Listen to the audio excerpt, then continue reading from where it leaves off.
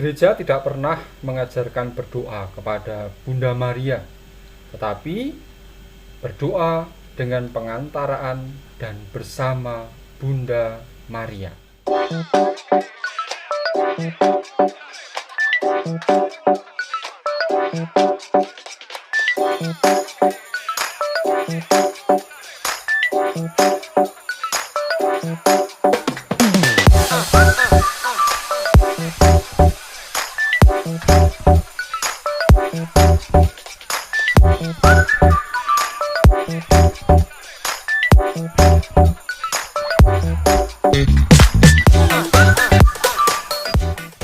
Halo teman-teman, kembali lagi nih sama aku Christina di Q&A seputar iman Katolik.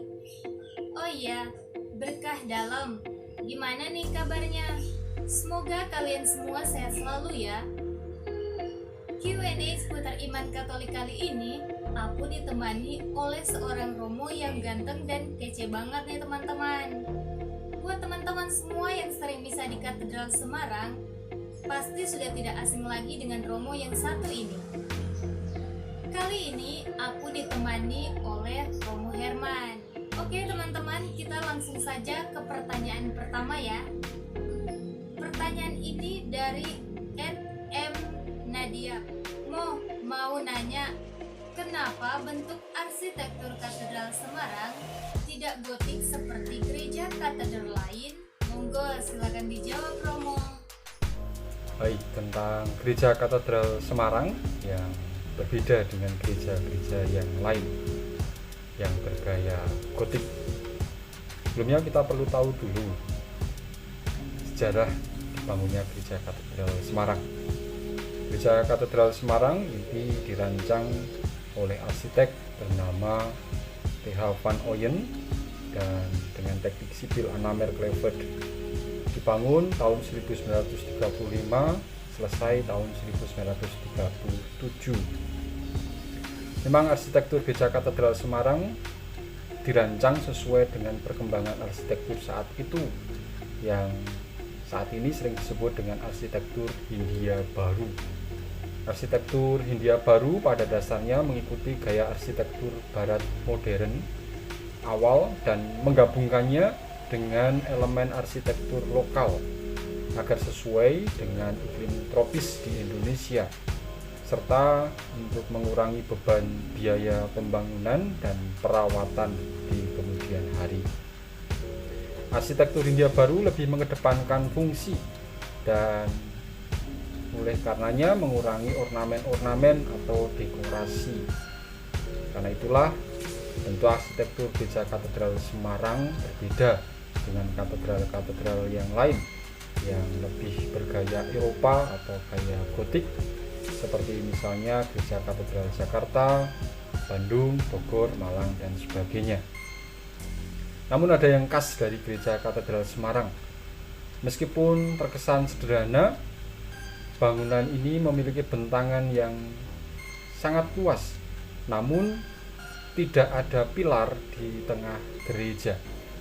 Van Ooyen merancang sedemikian rupa sehingga pondasi dan dinding bangunan yang disusun dari batu-batu tetap kuat dan kokoh untuk menopang rangka baja atap, dan sebaliknya rangka baja atap itu mengikat dinding bangunan agar tetap tegak berdiri. Jika diperhatikan, faset dinding gereja Katedral Semarang ini mirip dengan faset candi yang ada di Jawa. Nah, maka kita bisa tahu kenapa gereja Katedral Semarang berbeda dengan gereja-gereja yang lain. Semangat kelokalan sungguh dibangun di gereja Katedral Semarang. Nah, itu jawaban Romo Herman. Wah, ternyata Katedral Semarang gak kalah keren dengan katedral di kota lain loh teman-teman. Walau tidak bergaya gotik, namun unsur kedaerahannya yang menjadi unsur utamanya. Bahkan aku juga baru tahu nih teman-teman, kalau fasadenya mirip candi loh. Makin senang dan bakal rajin misa ke Katedral Semarang nih. Yuk, siapa yang mau ikut? Tapi setelah corona mereda dulu ya teman-teman. Oke, kita langsung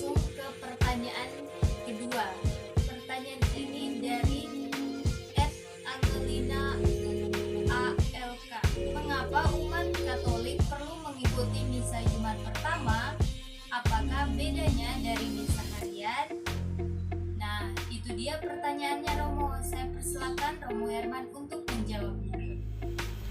Ya, misa Jumat pertama itu diadakan untuk menghormati difusi kepada hati kudus Tuhan Yesus.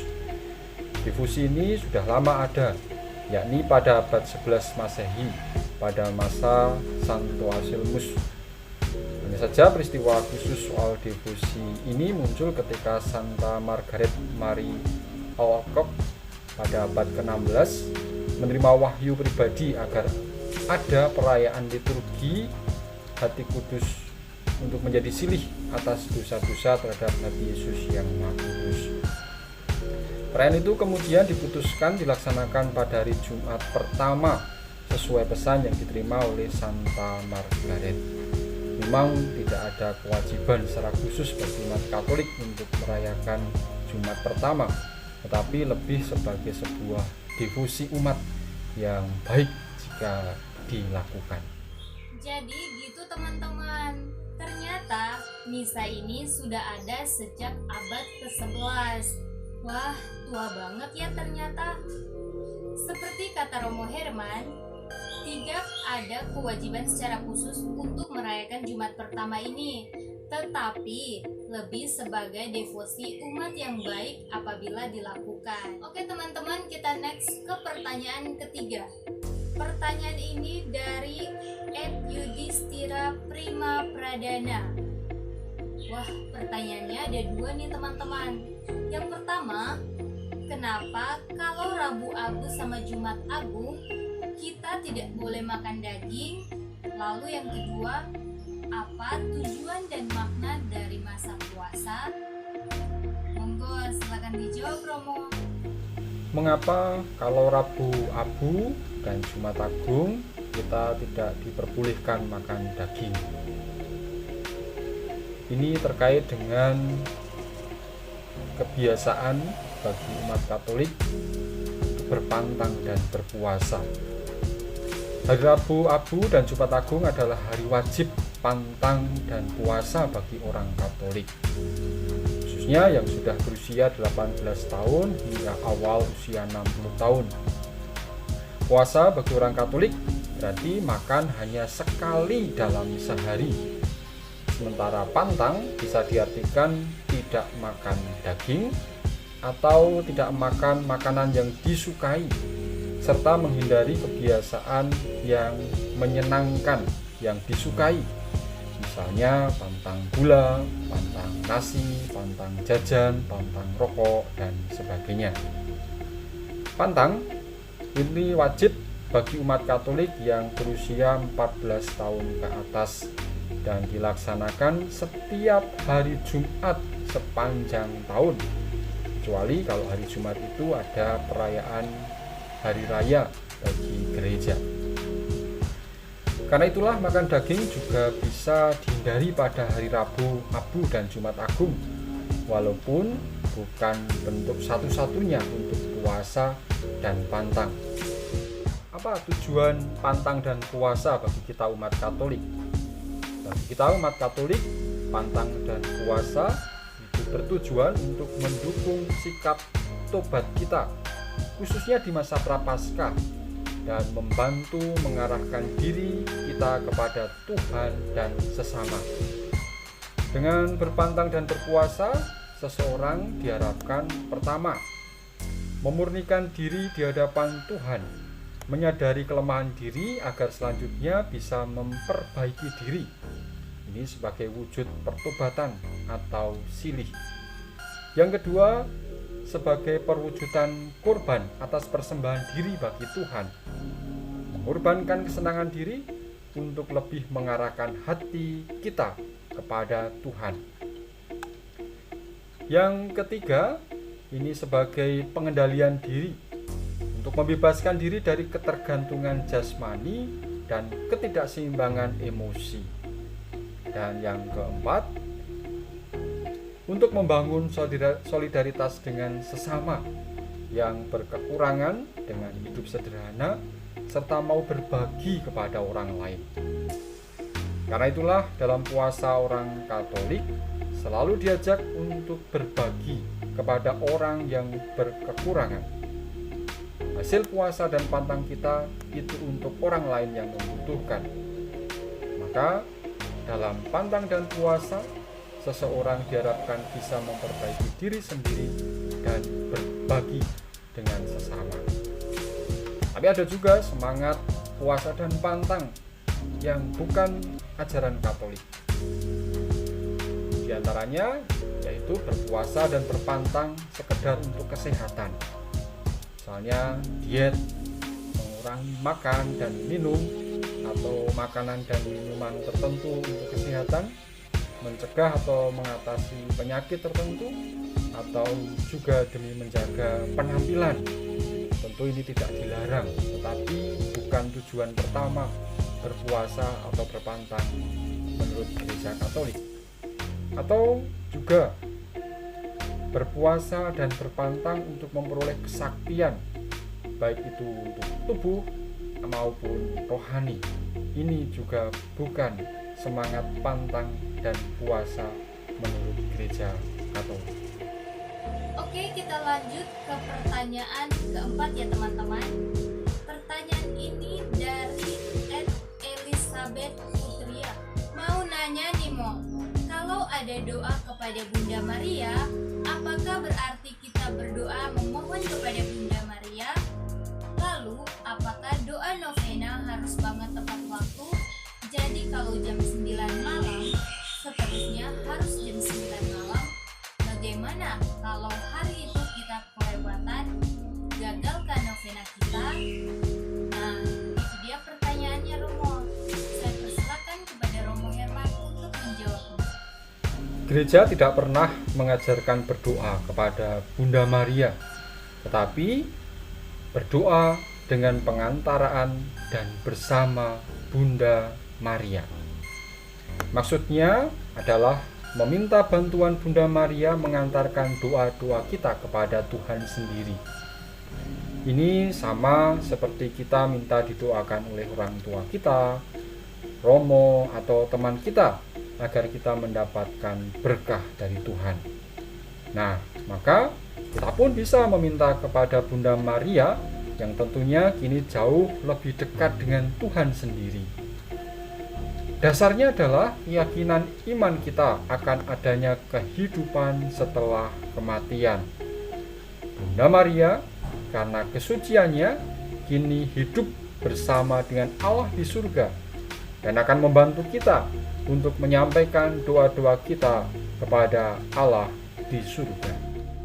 Baik, tentang doa novena, itu memang identik dengan doa yang didoakan 9 kali secara berturut-turut agar permohonan kita dikabulkan.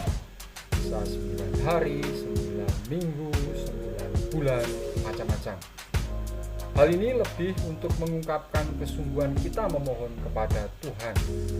Bagaimana Tuhan mengajak kita untuk berdoa dengan tidak jemu-jemu. Bisa dilihat Lukas bab 18 ayat 1. Terkabulnya doa bukanlah semata-mata dari semua yang kita lakukan atau doakan, tetapi terutama karena belas kasih dan kemurahan Allah sendiri. Berdoa berturut-turut di waktu yang sama dengan doa yang sama, mungkin juga tempat yang sama, ini lebih sebagai ungkapan kesungguhan kita berdoa dengan tidak jemu-jemu agar Allah mencurahkan belas kasih-Nya itu. Namun bisa jadi fokus utama kita malah hanya kepada tindakan, sikap, atau waktu agar doa kita dikabulkan, bukan agar kita berdoa dengan tidak jemu-jemu. Kalau jatuh kepada hal-hal teknis yang demikian ini, kita malah bisa jatuh kepada sikap yang namanya sikap magi, yakni terkabulnya doa karena hal-hal yang aku lakukan. Ini justru bertentangan dengan ajaran gereja sendiri. Kalau jatuh dalam hal tersebut, nanti terkabul tidaknya doa bukan karena Allah, tetapi ditentukan oleh waktu, tempat, atau doa apa yang digunakan atau usaha manusia. Doa novena bukan seperti itu. Bukan seperti mesin otomatis untuk terkabulnya sebuah doa. Doa novena terutama untuk membantu kita agar kita bisa sungguh-sungguh berdoa dengan tidak jemu-jemu tadi. Dan yakinlah, meskipun mungkin permohonan kita tidak terkabul, walau kita sudah berdoa novena dengan sungguh-sungguh, bukan berarti Tuhan tidak mengasihi kita, tetapi Tuhan tahu yang terbaik untuk kita, yang akan diberikannya kepada kita tepat pada waktunya. Oh gitu ya Romo. Jadi teman-teman, kita bukan berdoa kepada Bunda Maria, tetapi kita meminta bantuan perantaraan Bunda Maria atas doa-doa kita kepada Tuhan. Kita meminta bantuan kepada Bunda Maria karena Bunda Maria dianggap sebagai orang yang paling dekat dengan Tuhan Yesus daripada kita. Oke? Lalu, soal doa novena, Romo juga menjelaskan bahwa doa novena sebenarnya mengungkapkan kesungguhan kita berdoa kepada Tuhan, dan Tuhan mengajarkan kepada kita untuk berdoa dengan tidak jemu-jemu. Kemudian soal gagalkan novena kita bila terlewatkan, Romo juga menjelaskan bahwa fokus utama kita dalam doa novena adalah berdoa dengan sungguh-sungguh dan tak jemu-jemu. Jangan salah fokus ya teman-teman, apalagi fokus pada waktu. Tindakan atau sikap kita agar doa kita dikabulkan disebut sikap magi yang bertentangan dengan ajaran gereja loh teman-teman. Kita juga harus tetap setia walaupun doa kita belum dikabulkan oleh Tuhan, karena Tuhan Yesus tahu apa yang terbaik bagi kita dan di waktu yang baik juga. Ya, kurang lebih seperti itu ya teman-teman, penjelasan dari 4 pertanyaan kepo yang sudah kalian sampaikan di akun Instagramnya Kokerma. Semoga kalian semua yang bertanya maupun yang menyaksikan video ini dapat semakin tercerahkan ya. Dan buat teman-teman yang sudah bertanya namun pertanyaannya belum dijawab, tungguin jawabannya di episode selanjutnya. Oke teman-teman, kita sudah di akhir video nih. Terima kasih kepada Romo Herman yang sudah bersedia menjawab beberapa pertanyaan dari teman-teman. Di akhir video ini, saya mau mengutip perkataan dari Romo Yudo. Tetap semangat, tetap sehat, dan tetap di rumah saja. Bye.